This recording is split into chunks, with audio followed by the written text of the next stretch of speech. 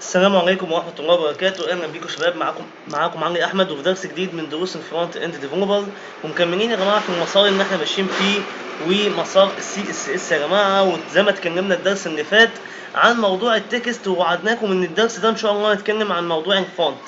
الفونت يا جماعة هنعرف يعني إيه فونت، إن شاء الله هنعرف يعني إيه فونت، هنعرف إزاي تجيب فونت من جوجل وتستخدمه في الويب سايت بتاعك، هنعرف يعني إيه سيف فونت، هنعرف يعني إيه فونت فيسنج موجوده في السي اس اس، ان انت ممكن تحفظ اي فونت على جهازك وتستخدمه في الويب سايت بتاعك، بحيث انه ما يحصلش اي ضرر من الويب سايت بتاعك لما يشتغل على اي جهاز تاني. تمام، وهنفهم النقطه دي وهنقف عندها شويه ان شاء الله.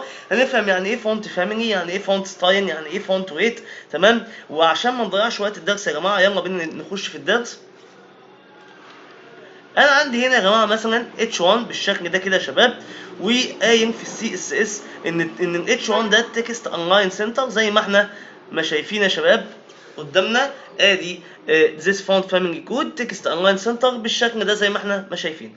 طيب يعني ايه بقى يا جماعه فونت ويت وفونت ستايل ان احنا كنا بنتكلم عنهم؟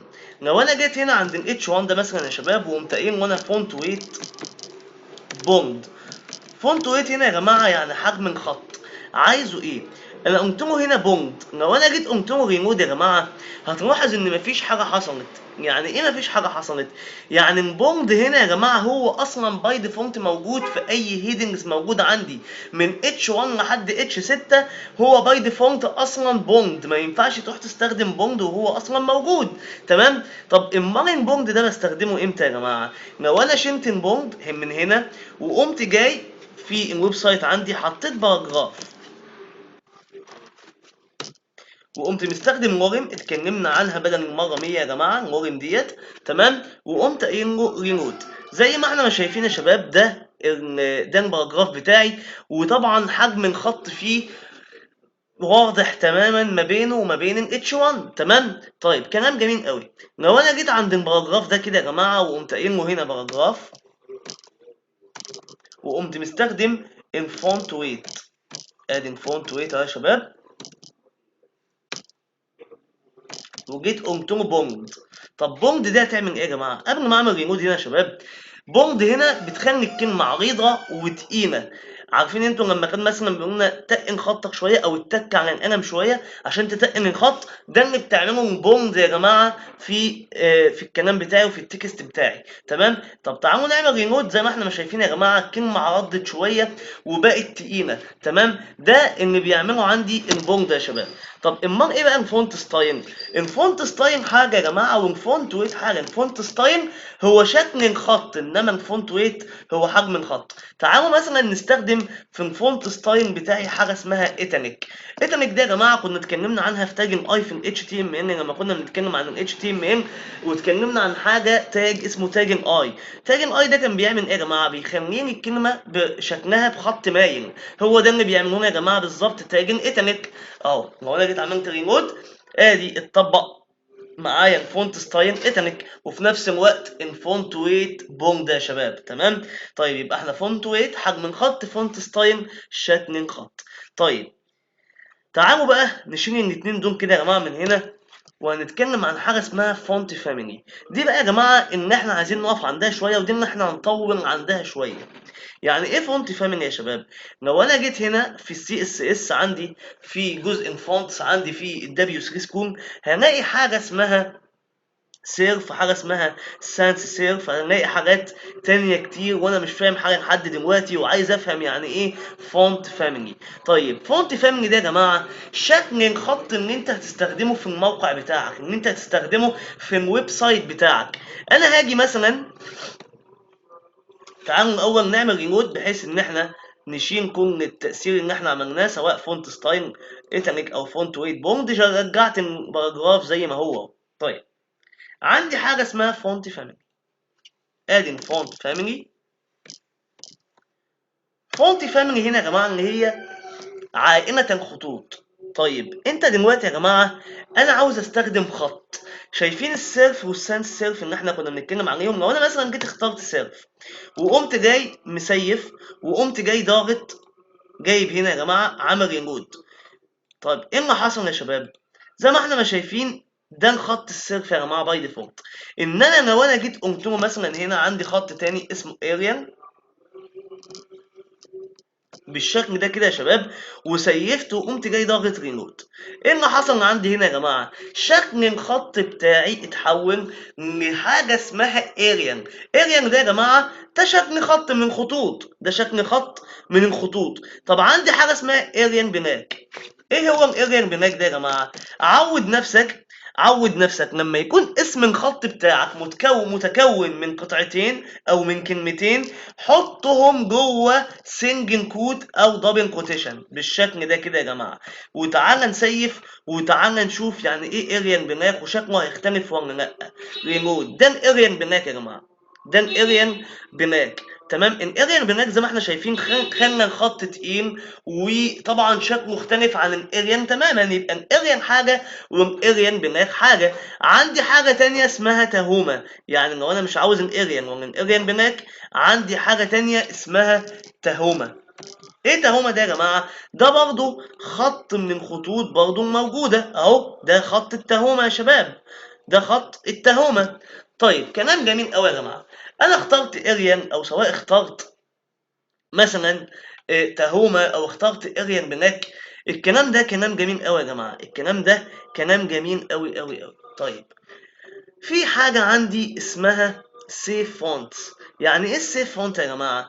انا هنا استخدمت فونت مش موجود عند اي حد. يعني ايه مش موجود عند اي حد يا جماعة؟ هو في حاجة اسمها خط مش موجود عند اي حد؟ طبعا في.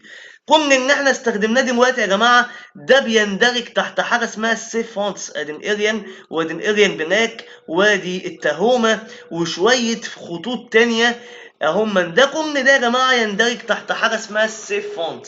تمام. طيب يعني ايه السيف فونت يا جماعه؟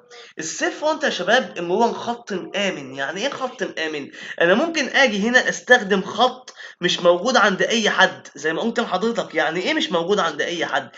في كل جهاز واحد فينا وفي كل ويندوز عند اي حد، سواء ويندوز 7 ويندوز 8 ويندوز 9 ويندوز 10 عفوا. تمام. كل ده لو انا خشيت عندي حاجه اسمها كنترول بانل. الكنترول بانل ده يا جماعه، الكنترول بانل دي هفتح حاجه اسمها فونتس، هفتح حاجه اسمها فونتس. الفونت ده يا جماعه تمام، الفونتس ده يا شباب كل حاجه فيها كل خط فيه ممكن يكون ده موجود عندي انا مش موجود عند اي حد تاني. تمام.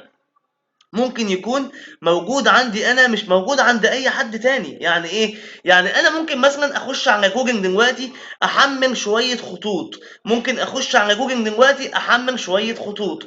الخطوط دي عندي يا جماعة دي موجودة عندي انا على جهازي، ممكن استخدم خط فيهم ان يتحط عندك الويب سايت. انا دلوقتي اصمم الويب سايت بتاعي بخط من الخطوط دي، من الخطوط دي الويب سايت عندي يبقى تمام التمام. تيجي تفتحه انت مثلا عندك تلاقي الخط اختلف تماما. ليه الخط اختلف تماما والدنيا باظت؟ عشان خاطر انا الموقع ده انا مصممه بفونت. انا الفونت ده عندي انا محمله من على جوجل على جهازي انا، انما هو مش على جهازك انت.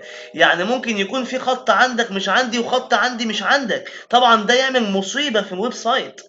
ايه هي المصيبة؟ المصيبة ان الفونت اللي انت مصمم بيه الموقع بتاعك ده مش هيبقى موجود عندك انت، والفونت برضو اللي انت مصمم بيه الموقع بتاعك انت مش موجود عندي انا. تمام. طبعا شكل الويب سايت هيختلف تماما. تعالوا نشوف بعد طبعا ما فتحنا فولدر الفونتس الموجود عندي في الكنترول بانل، وتعال نفهم الدنيا اكتر ماشيه ازاي. زي ما احنا ما شايفين يا جماعه انا فتحت دلوقتي فولدر الفونتس عندي الموجود في الكنترول بانل. لو انا جيت دلوقتي يا جماعه جبت جهاز تاني وقمت فاتح نفس الفولدر ده من الكنترول بانل، هتلاقي ان في فونتس كتيره مثلا عندك مش موجوده عندي والعكس. تمام. يعني انا مثلا ممكن استخدم اي فونت من دول مش موجود عندك، تلاقي الويب سايت عندي تمام. اجي اشغله على اللاب عندك انت او على الكمبيوتر بتاعك انت، هتلاقي الفونت بتاعي اللي انا مستخدمه اصلا في الويب سايت عندي ومخلي شكله روعه بقى مختلف عندك. ليه؟ لان الفونت ده مش موجود عندك انت اصلا. طب انا اعمل ايه بالكلام ده بقى يا جماعه، او استفاد ان انا احل المشكله دي ازاي؟ تمام. عندي حاجه اسمها يا شباب، عندي حاجه اسمها سيف فونتس. يعني ايه سيف فونت يا جماعه؟ الفونت الامن. يعني الفونت الامن ده يا شباب ان هو موجود في جميع الاجهزه، سواء اللابتوب او الكمبيوتر، سواء موجود في اي ويندوز، في اي ويندوز 7 8 10. من ده اسمه يا جماعه السيف فونت، اللي هو الفونت الامن اللي هو اكيد موجود على اي ويندوز. يعني لو استخدمتها في اي ويب سايت، تمام، الويب سايت ده زي ما هو موجود عندك هيبقى موجود عند غيرك. ليه؟ لان الفونت اللي انت مستخدمه خلاص موجود عند كل الناس في جميع الويندوز الموجوده. تمام، كلام جميل قوي. طب انا استخدم الفونت ده ازاي، او استخدم الكلام ده ازاي؟ انا عندي مثلا يا جماعه، انا عندي مثلا وليكن في الويب سايت عندي، تعالوا بقى نعمل ريلود عشان نشيل بس جزئيه الفونت ستايل. طبعا انا ما سيفتش، هسيف هنا. وتعالوا نشيل الجزئيه دي كده يا جماعه، نستخدم اهوت بقى شكله عادي خالص يا جماعه. وتعالوا كمان نشيل الفونت ويت بوند، تمام، بالشكل ده. طيب بالشكل اللي احنا شايفينه رجعته لطبيعته اهوت ومفيش اي مشاكل. استخدم ازاي بقى يا جماعه الفونتس اللي انا قلت لك عليها اللي هي السيف فونت دي؟ عندي حاجه اسمها فونت فاميلي بالشكل ده كده يا جماعه. وهقول له انا هستخدم حاجه اسمها اريال بالشكل ده. اريال من الفونتس الامنه يا جماعه، او من السيف فونتس اللي احنا كنا بنتكلم عنها. ادي الاريال اهو يا شباب، تمام. تعالوا نعمل ريلود. شكل الفونت عندي اتغير يا جماعه لحاجه اسمها اريال، تمام. طيب ده زي ما قلنا يا جماعه من السيف فونتس اللي احنا كنا بنتكلم عنها. ان لو انت دلوقتي خدت الموقع ده دلوقتي حطيته على اللابتوب عندك او على الكمبيوتر او على الجهاز بتاعك، هتلاقي فعلا ده الفونت اللي انا مستخدمه، هتلاقيه فعلا موجود عندك. ليه؟ لانه الفونت ده موجود على جميع الويندوز الموجوده، تمام، سواء 8 سواء 10. تمام، لما تيجي تشغله هتلاقيه موجود. تمام. ايه تاني يا جماعه من السيف فونتس الموجوده؟ حاجه اسمها اريان بلاك. تعال كده ناخد مثلا كنترول سي بالشكل ده كده يا جماعه، وتعال نشيل الاريان نحط اريان بلاك. طبعا يا جماعه لما بيكون هما كلمتين، تمام، زي اريان بلاك، تمام.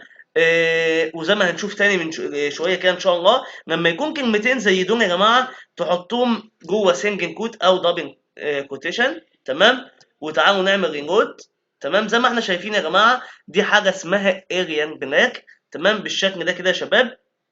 عندي حاجه اسمها تهومه، هي فين اهيت؟ ادي التهومه. كل ده يا جماعه من السيف فونتس الموجوده، تمام. تعال نشيل ده كده يا جماعه اهوت، ادي تهومه. تعالوا نعمل ريلود. طيب كلام جميل قوي. انا واحد من الناس يا عم انا ما بحبش لا اريال ولا تهومه ولا كلام من ده، وقمت داخل على الكنترول بانل عندي وقمت ماسح جميع الفونتس الموجوده عندي، تمام. وواحد من ده مثلا انا بدي مثال، وواحد عامل مثلا الويب سايت بتاعه بتهومه، تمام.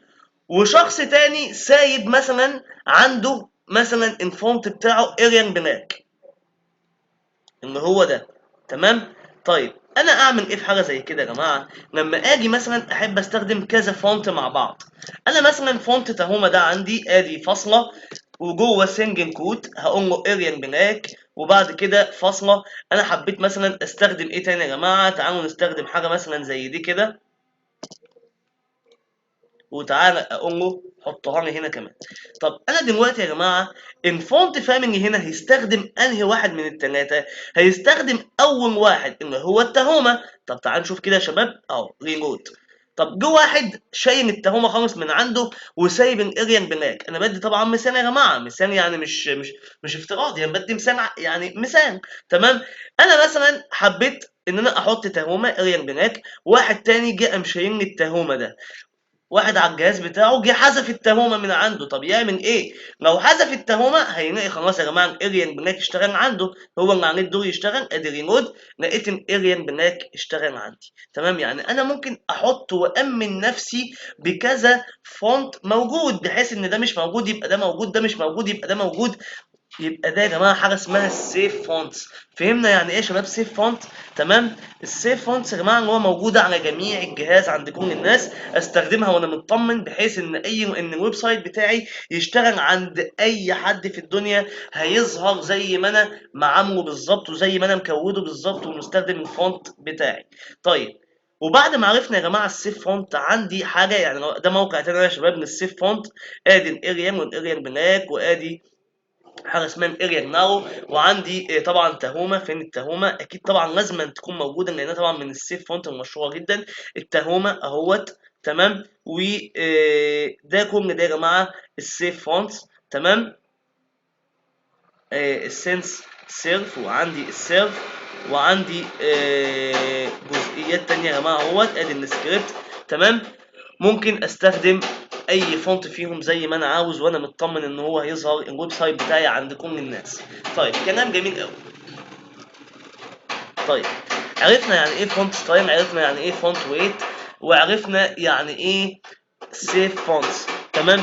طيب، عشان وقت الدرس يا جماعه ما يطولش علينا، ان شاء الله الدرس الجاي هنتكلم ازاي تستخدم فونت من جوجل. هنتكلم ازاي تحط عندك فونت من جوجل على الجهاز وتستخدمه في الويب سايت بتاعك عن طريق حاجه اسمها الفونت فيس في السي اس اس. يا شباب درس مهم جدا جدا طبعا، اوعى حد يفوت الدرس الجاي ده. كان معاكم علي احمد، وان شاء الله انتظروني الدرس الجاي.